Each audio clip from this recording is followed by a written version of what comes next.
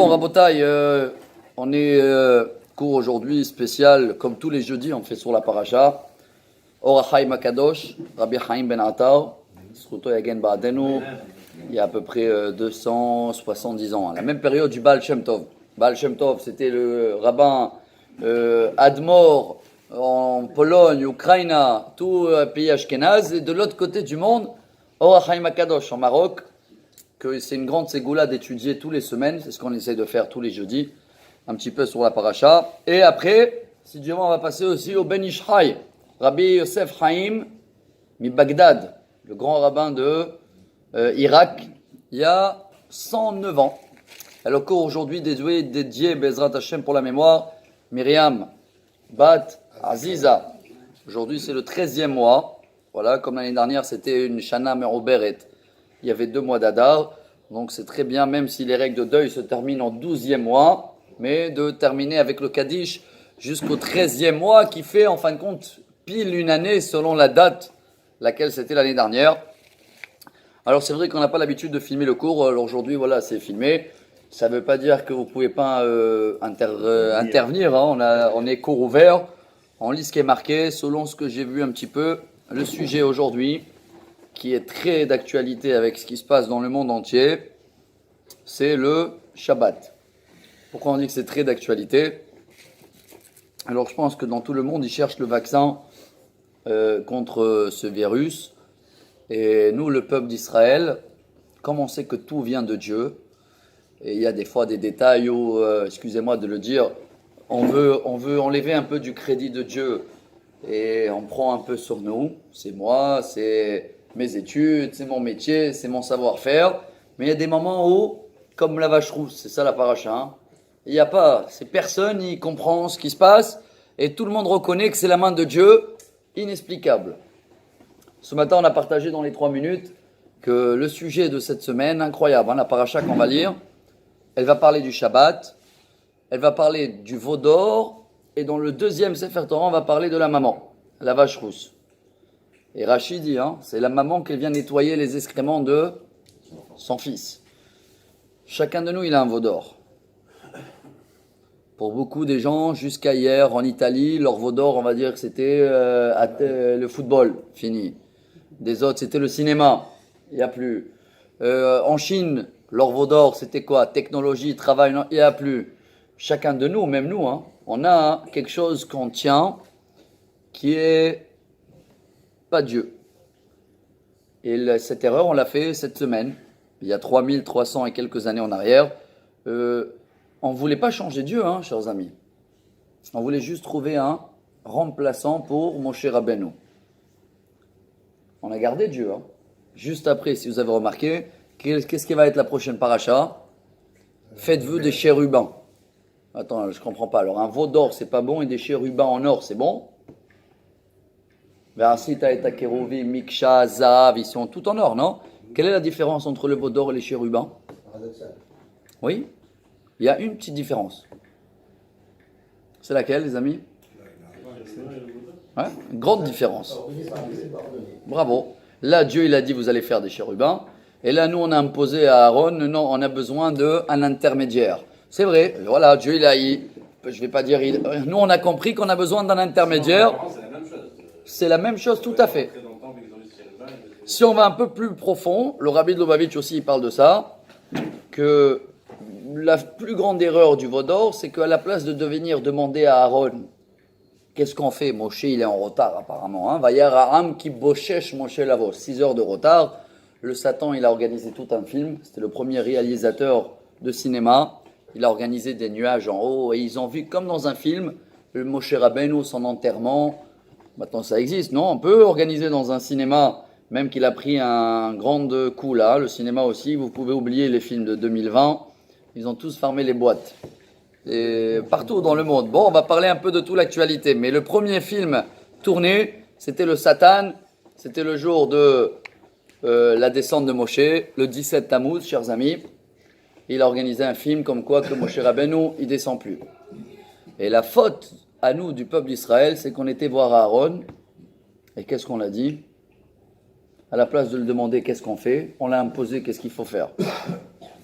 Comme beaucoup aujourd'hui, hein, il y en a encore des certains, même s'il va aller demander le rabbin et tout, c'est pas qu'il veut l'avis du rabbin, il veut l'imposer son avis à lui. Hein. Vous connaissez, est-ce que je dois faire comme ça ou comme ça et comme ça. Et même s'il va dire non, il va dire oui, mais nanana. Et bon, on a fait le veau d'or, et c'est pour ça que tout de suite, le deuxième Sefer Torah, ça va être la vache rousse. Sujet incroyable, chers amis. Le sujet le plus compliqué, c'est la vache rousse. Comment ça répare? Vous avez une idée? Hein, comment la vache rousse, elle peut... Alors, on brûlait, on mettait la sang de la vache avec de l'eau pure, et le Kohen, quarantaine avant, une semaine de quarantaine, le Kohen. Et si le Kohen est devenu impur, on a vu ce matin, même s'il touchait 100 personnes, il contamine les 100 personnes. Le Kohen, qui devait asperger la vache rousse. Si pendant la semaine de quarantaine, il ne gardait pas bien les règles, vous voyez comment tout est d'actualité. Hein. Il devait se laver les mains, il devait même passer au mikvé. Et toutes ces règles-là, pour nous, c'est des, entre guillemets, des codes. Zot Chukat Torah, c'est Parashat Chukat qu'on va lire. Hein. La vache rousse, on ne comprend rien. Mais il y a tellement des règles de pureté, je crois que pour une fois, aujourd'hui, on va comprendre mieux que dans tous les années, comment c'est important toutes ces règles-là pour ne pas être contaminé. Car l'impureté qui existe chez nous depuis toujours, dans le monde aujourd'hui, vous voyez bien tous les vidéos, hein, ils sont tous habillés, super tsniout, avec des machines partout dans le monde. Alors, chers amis, c'est quoi la protection? On n'a pas la vache rousse, voilà. Si quelqu'un me demande alors c'est quoi? C'est vrai, si on va avoir la vache rousse demain, on n'a pas de problème, on est tous purs. Mais tant qu'il n'y a pas la vache rousse, comment on va passer cette période maintenant, chers amis? On va faire comme les entrées, comme les... Non, une masque, ça sert à rien. Non, alors, pas ça, là-bas, pas ça. Comme les musulmanes là qu'on voit de temps en temps, elles sont habillées jusqu'en bas. Ils ont... Alors bravo, alors monsieur d'abord il dit qu'il faut se renforcer dans la tsniout, c'est vrai, Khazak, c'est aussi un bon message. Non mais eux, ils ont pris de l'avance sur nous.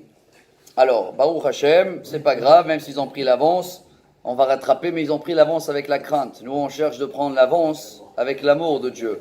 C'est bien que nous on a 3 prières, eux ils ont pris 5. Nous on a 4 jeûnes, ils ont pris 40 jours. Alors ça sert à rien de prendre la religion dans l'extrême rigueur, comme de l'autre côté aussi, ça sert à rien de prendre la religion dans la bonté. Alors, une fois par semaine, tu vas le dimanche, ça y est, t'es quitte. Non, nous on est au milieu, on a des règles, on sait les respecter, on est la dose parfaite entre la bonté et la rigueur. Alors chers amis, moi je parle pour moi, qu'est-ce que je peux me renforcer ce Shabbat? Alors en ouvrant le Or HaChaim et le Ben Ishraï, les deux ils parlent du même sujet. C'est quoi? Le Shabbat. Vous allez me dire quoi? Qu'est-ce que je peux améliorer en plus dans mon Shabbat à partir de ce Shabbat-là? Alors, venez, on va travailler ensemble tous les secrets de coronavirus dans la paracha. La paracha, elle commence comme ça. Kitissa et rosh bnei Israël ifkudehem venatnu ishkofer nafsho la Hashem velo yeh bahem negef bifkodotam. Je traduis mot à mot. Paracha qu'on va lire ce Shabbat. Quand tu vas compter le peuple d'Israël, il faut savoir en ce moment combien des contaminés il y en a, combien il y a tout un chiffre. Hein. Tu rentres dans l'ordinateur, voilà, au jour d'aujourd'hui, maintenant, on est jeudi matin, il y a 101 personnes, ils sont malades. 3 dans un état, 2 comme ça, 2, 3. Alors, la paracha, elle dit, Kitissa et rosh bnei Israël, quand tu vas compter tout le monde, Venatenu ishkofer nafsho la Hashem, chacun il va donner un machatzit al shekel, ce qu'on a fait avant Purim, velo yeh bahem negef bifkodotam. Et dans ce cas-là, même si tu vas compter, tu vas les compter, il ne va pas avoir une épidémie. C'est ça la traduction mot à mot. Lo yeh bahem negef. C'est la paracha de cette semaine, hein, on n'invente rien du tout. Et tout de suite après le deuxième sujet de la paracha, vous avez écouté ce matin aussi, on a lu. Hein, c'est quoi le deuxième sujet de la paracha? Après que c'est marqué l'épidémie, il ne va pas le toucher, il faut faire quelque chose. Ve'asita kior nechoshet lerortza. Traduction.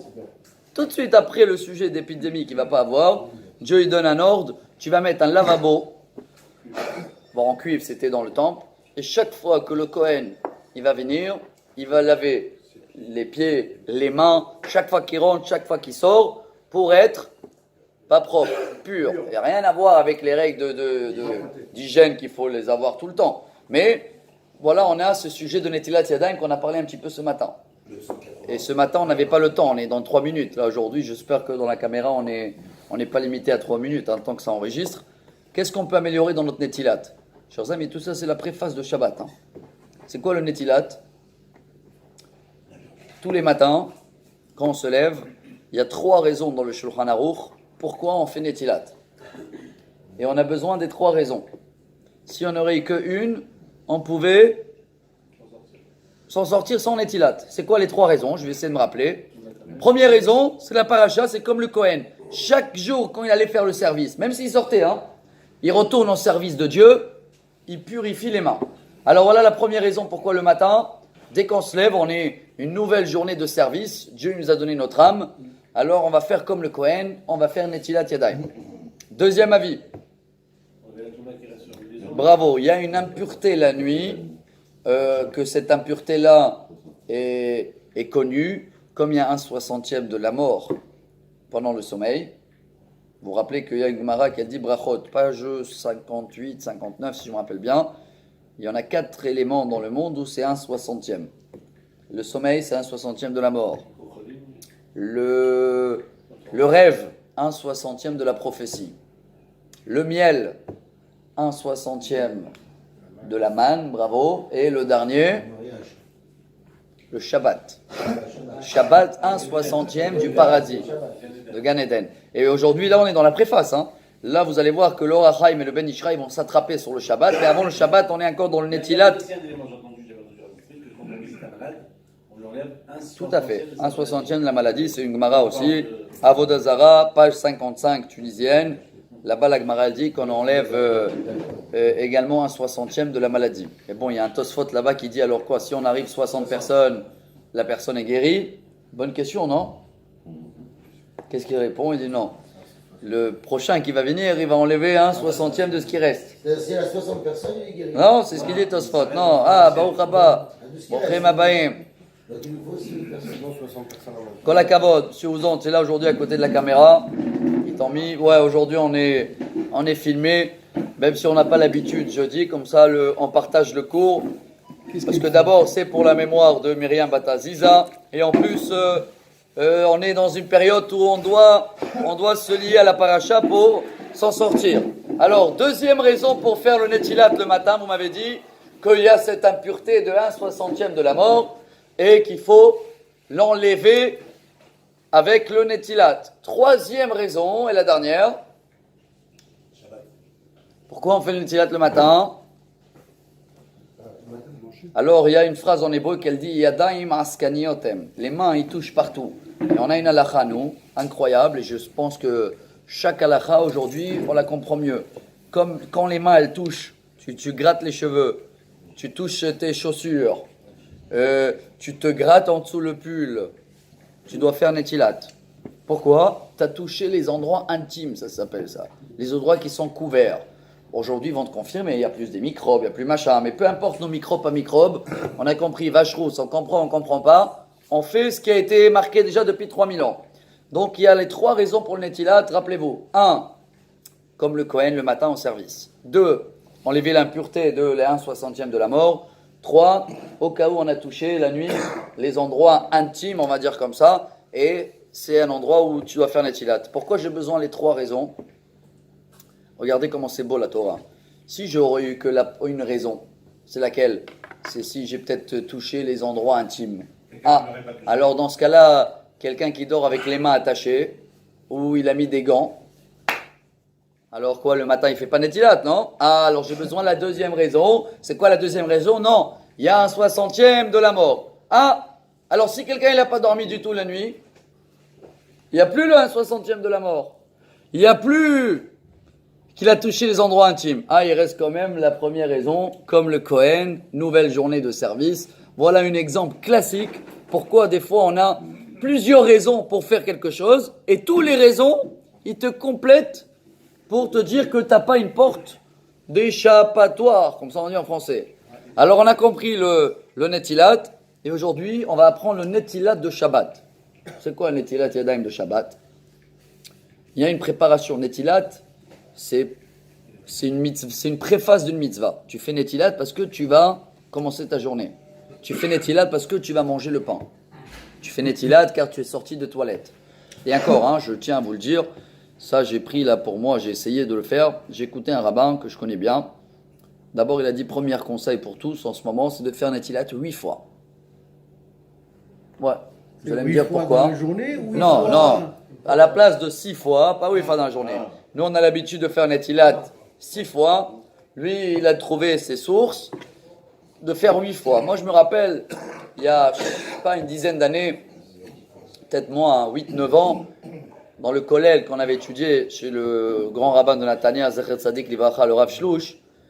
Alors, c'est vrai qu'il y a des Netilat qu'il faut s'essuyer les mains. Par exemple, tu fais Netilat Yadayim pour Moti. D'abord, tu essuies les mains, on est d'accord. D'abord, tu fais la bracha et tu essuies les mains. Et il faut essuyer les mains. Tu sors des toilettes, c'est l'inverse là. Tu essuies les mains et après tu fais la bracha. Pourquoi? Si on sort les toilettes, tant que tu n'as pas essuyé encore, tu n'as pas fini à se débarrasser de la touma. Mais si tu fais 8 fois, voilà le sujet, c'était au collège. Hein. Alors les 2 dernières fois, ils vont enlever l'eau impure, n'est-ce pas? J'ai fait 6 fois. À la place d'essuyer les mains, je vais me relaver les mains pour que la nouvelle eau, elle va enlever l'eau impure. Oui ou non, ça marche ou pas? Alors apparemment, selon ce rabbin-là que j'ai écouté, qu'il a fait son cours spécial Corona, comme tout le monde en ce moment, c'est vrai que nous on préfère parler que de la joie et tout, mais on ne peut pas échapper à ce qui se passe dans le monde.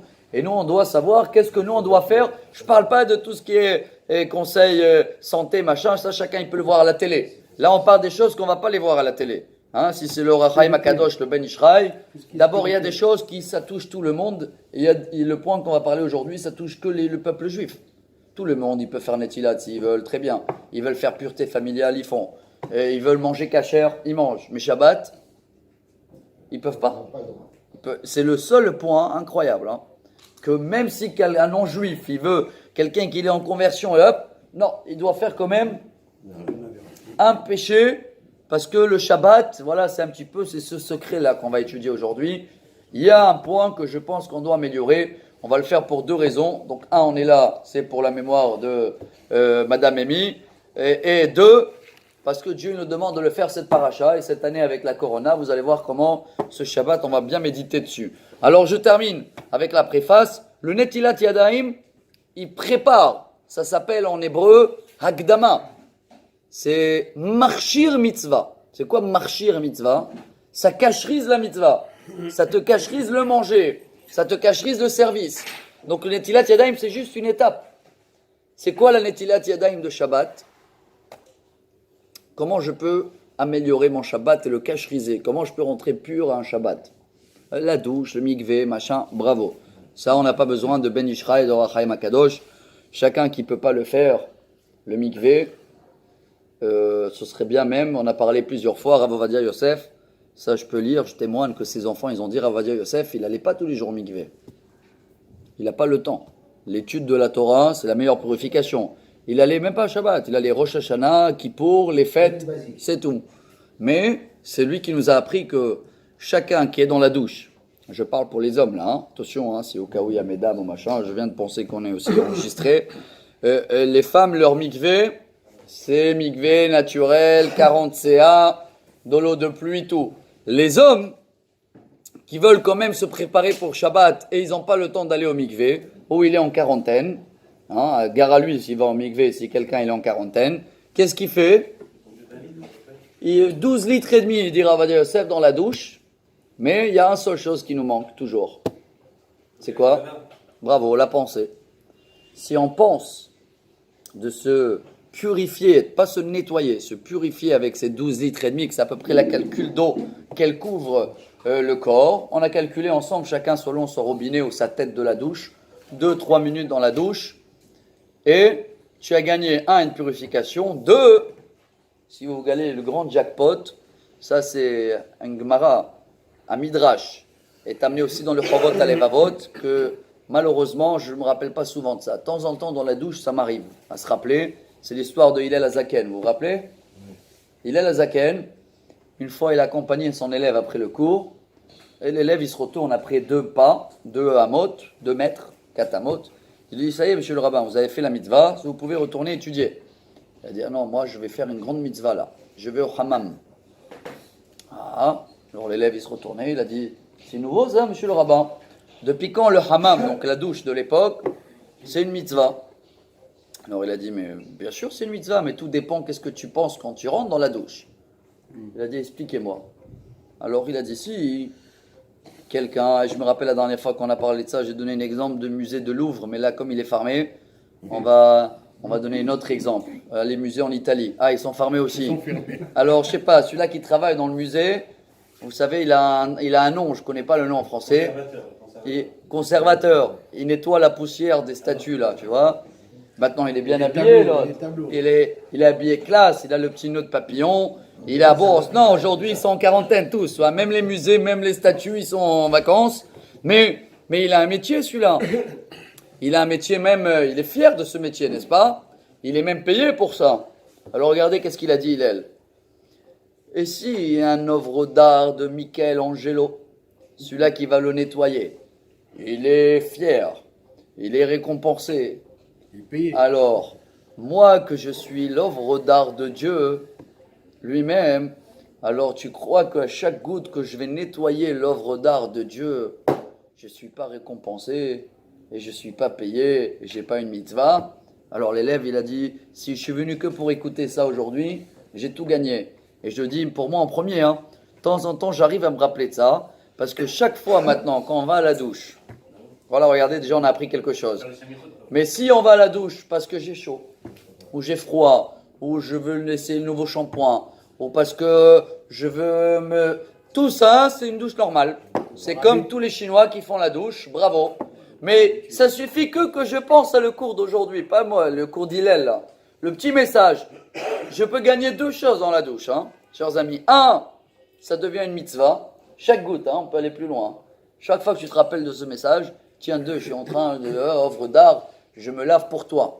C'est vrai que le résultat, il est que tu t'es lavé aussi pour la transpiration et aussi pour le nouveau shampoing. Mais tout dépend de notre tête. Toute cette préface, elle est importante parce que vous allez voir qu'à Shabbat, je pense que la seule chose qui nous manque, à moi, je parle en premier, à nous tous, c'est vrai, techniquement, les travaux Shabbat, c'est marqué dans la paracha, Sheshet Yain Ta'aseh Melacha, Bayom HaShevi'it Tishbot. On ne fait pas les travaux interdits. D'accord. Après, les paroles de Chol, c'est un peu plus dur. On essaye. Les pensées, chers amis, Shabbat. Maîtriser la tête. Comment je dirige mes pensées Shabbat. Alors, il y en a qui vont, dès qu'il va voir des avocats, Shabbat, oh là là, il se rappelle qu'il a rendez-vous avec son avocat dimanche. L'avocat, il est parti à l'avocat. Il y en a plein comme ça. Parce que la tête, elle n'est pas assez... Voilà, un cours comme aujourd'hui va nous... Comment on peut dire? Diriger les pensées. Tout ça dépend d'une seule chose, chers amis. Voilà le cours. Je vous lis. Parce que les deux, ils parlent de la même chose aujourd'hui. Et le Or HaChaim HaKadosh et le Ben Ishraï. Je vous lis, comme ça, c'est pas moi qui le dis. On dirtse al derech omram. Voilà le cours d'aujourd'hui. Rappelez-vous, c'est ça le netilat de Shabbat. C'est ça la douche avant Shabbat. La douche spirituelle maintenant. On a compris la douche. La douche physique, on a compris. Maintenant, on va passer à la douche spirituelle. C'est quoi une douche spirituelle avant Shabbat? Écoutez ça. Bon, vous le savez déjà. Mais il faut le travailler mieux de ce Shabbat. Elle dit la Gemara Yoma. Shetzarich leosif michol ala kodesh. J'allais dire on a un problème et je vais parler pour moi. J'ai un problème, comme certains, que le Shabbat, bravo, on est toujours jusqu'à la dernière minute, on est dans la course. C'est pareil chez vous ou pas? Oui. On court jusqu'à la dernière minute pour les petites préparations de Shabbat. Mais voilà ce qu'il dit le Or HaChaim HaKadosh. En tous les cas, venez, on va essayer de le faire ce Shabbat. On est là à chaque cours, on est là, on essaie de sortir avec quelque chose. Tzarich leosif mechol ala kodesh. C'est facile de arrêter tous les travaux dès que Shabbat y rentre. Non, elle a tzarich la douche.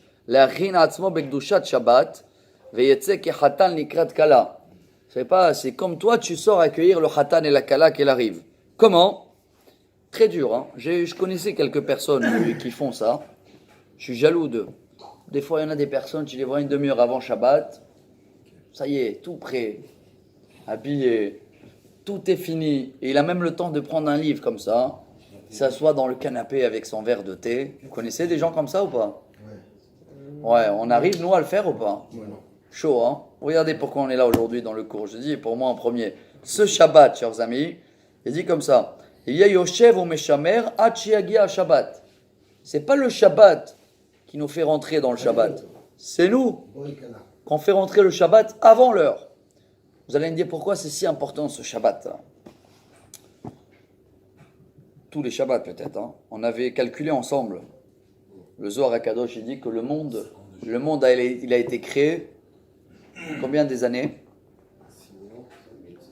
La création du monde. Le monde, il a été créé pour 7 jours de Dieu.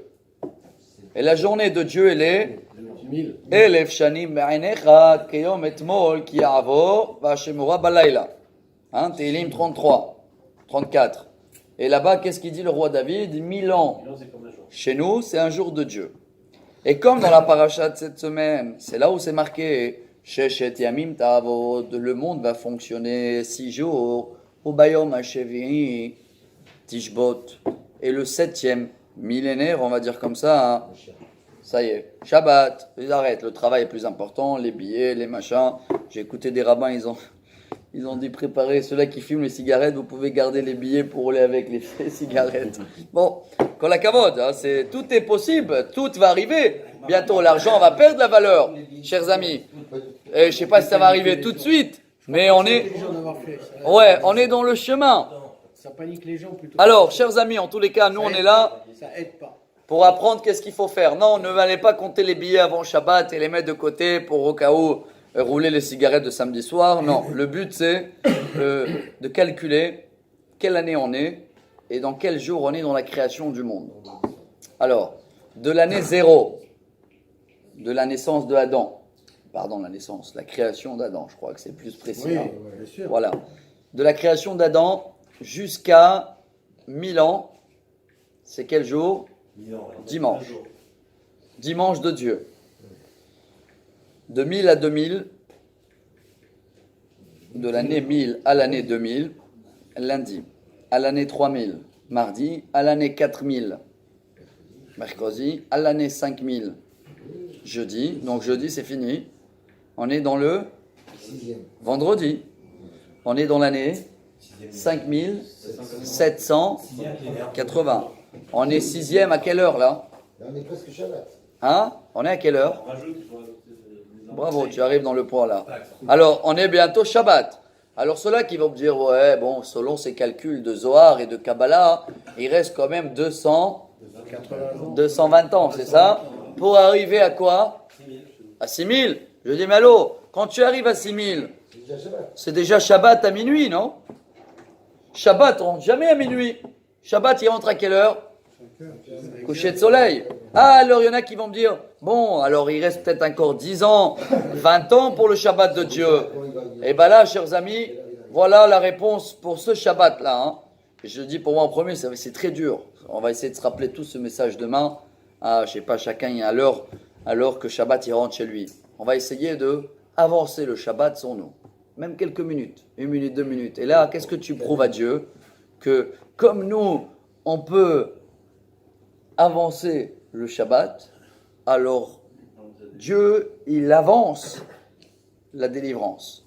C'est sûr qu'en ce moment, on est dans des contractions, dans tout le monde. Hein. On est ben hashmashot là. Ouais, on est avant la shkia. Même mais Shabbat, on peut le rentrer de plaga mincha déjà. On peut le rentrer 1 heure avant Shabbat, si on a quelqu'un qui veut. Voilà, à peu près, hein, 1 heure avant. 1 heure avant. Ouais. Plaga mincha, on peut allumer les bougies de Shabbat avec bracha. Ouais, pas avant, pas l'après-midi. Quelqu'un n'a pas allumé à 2 heures avec bracha. Non. L'heure plague, à peu près 1 heure avant le coucher de soleil, 1 heure avant, déjà on peut se préparer. Et qu'est-ce qu'on va gagner, chers amis? Alors, vous êtes bien d'accord qu'en ce moment on est dans les contractions dans le monde entier de Mashiach. Hein, je sais pas si je vais pas partager, là on est dans un cours, mais comme on est au milieu, il y en a peut-être certains qui ont lâché déjà, ou des autres qui regardent maintenant. Il y a des grands rabbins qui ont marqué, j'ai vu hier un livre de Rav Khalifa à Cohen, un des grands rabbins de Tunis, il a marqué il y a 100 et quelques années. Ouais. Incroyable, hein.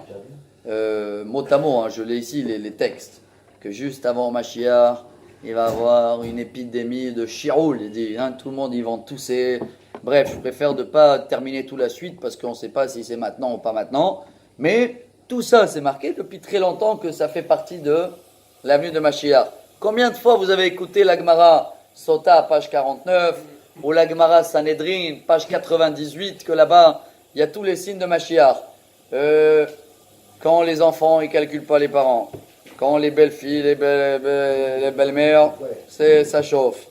Quand la génération, elle est comme un chien, c'est comme ça. Hein? Tête de chien. Pnei Ador qui pnei Kelev. C'est quoi génération de chiens? On avait déjà compris ensemble. Le chien, tu prends un bâton, tu frappes le chien, tu jettes le bâton, il va mordre qui le chien? Le bâton. Le bâton. Pourquoi? Il n'arrive pas à te voir que tu es derrière le bâton? Non. Si, il te voit. Mais pour lui, c'est toi, tu l'as pas fait du mal, c'est le bâton. Alors nous tous aujourd'hui, on n'arrive pas à voir Dieu derrière tout. Hein. Tout est masqué. On s'énerve, on se prend la tête avec celui-là, on va accuser celui-là, mais on ne voit pas qu'il y a Dieu derrière. Donc on est réaction de chien. Excusez-moi, c'est pas moi, ça c'est marqué il y a 2000 ans. Quoi encore? Hagefen titen piria ve'ayain beyoker.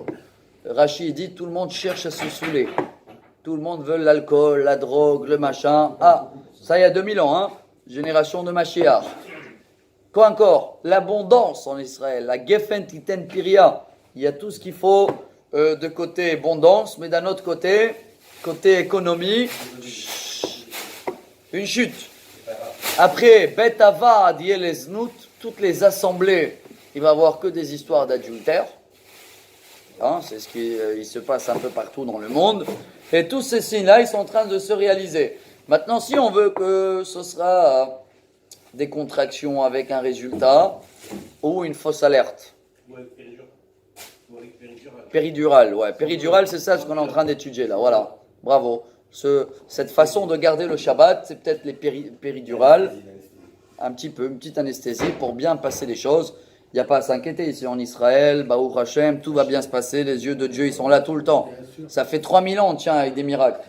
Quelqu'un, il a dit ce matin dans la radio, ils en parlaient de la politique, parce qu'ils ont dit, vous arrêtez pas de se bagarrer, qui prend la chaise, machin. C'est pas le moment de, comment on appelle ça, Matzav Cherom.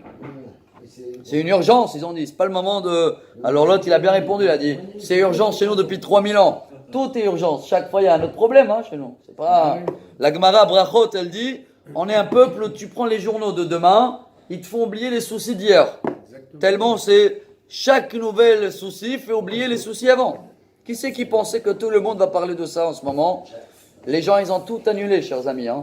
Alors hier, j'ai dit dans le cours, alors il y a un rabbin, il a dit, c'est à cause de tous les voyages de Pessah organisés. Il a dit, comme personne, il voulait faire Pessah chez lui à la maison, alors Dieu, il a décidé cette année, tout le monde fait le ménage, personne, parce qu'il y en a un rabbin, il a dit, comme c'est la première fois, ils ont fait Pessah.